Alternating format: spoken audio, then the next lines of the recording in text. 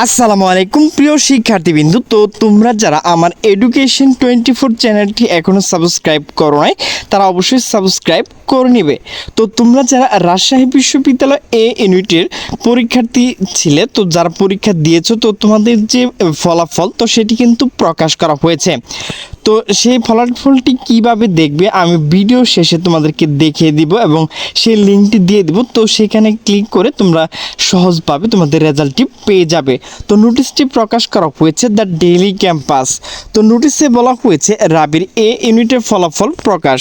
তো নোটিশটি মূলত প্রকাশ করা হয়েছে 25শে এপ্রিল 2025 সন্ধ্যা 7টা 4 মিনিটে। তো নোটিশে বলা হয়েছে রাজশাহী বিশ্ববিদ্যালয় রাবি 2024-25 শিক্ষাবর্ষ স্নাতক সম্মান প্রথম বর্ষ এ ইউনিটের ভর্তি পরীক্ষার ফলাফল আজ 25শে এপ্রিল প্রকাশিত হয়েছে। বিশ্ববিদ্যালয় ওয়েবসাইট সেন্টার পরিচালক অধ্যাপক মোহাম্মদ সাইফুল ইসলাম দ্য ডেইলি ক্যাম্পাসকে এই তথ্য নিশ্চিত করেন। আজ 25শে এপ্রিল বিকেলে বিশ্ববিদ্যালয়ের জনসংযোগ দপ্তর প্রশাসন অধ্যাপক আক্তার হোসেন মজুমদার স্বাক্ষরিত এক প্রেস বিজ্ঞপ্তিতে এই তথ্য জানানো হয়েছে।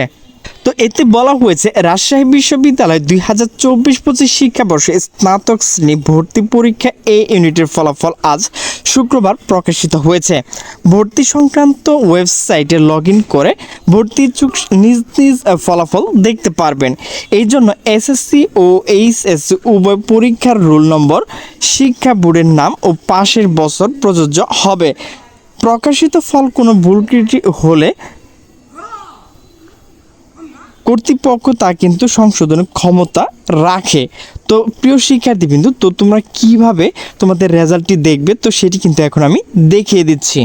তো সেই লিঙ্কে ক্লিক করলে কিন্তু এরকম একটি ইন্টারফেস চলে আসবে। তো এখানে দেখো এ ইউনিটের ফলাফলের জন্য ভিউ রেজাল্ট, তো এখানে ক্লিক করব। তো ক্লিক করার পর দেখো প্রিয় শিক্ষার্থীবৃন্দ, দেখো এখানে এইচএসসি যে রোল নাম্বার রয়েছে তো সেটি দিতে হবে। এরপর তোমাকে যে কাজটি করতে হবে,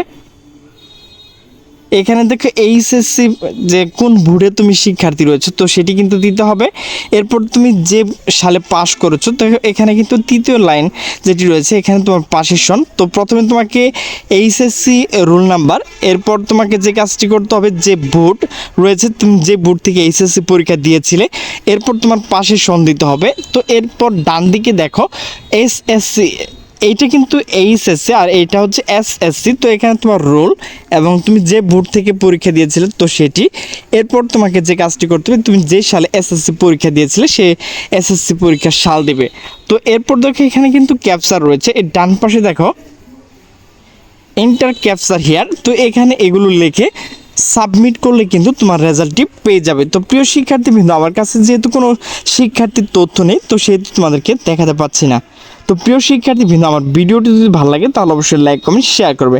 তো সকলে সুস্থ থাকবে, ভালো থাকবে, আল্লাহ হাফেজ।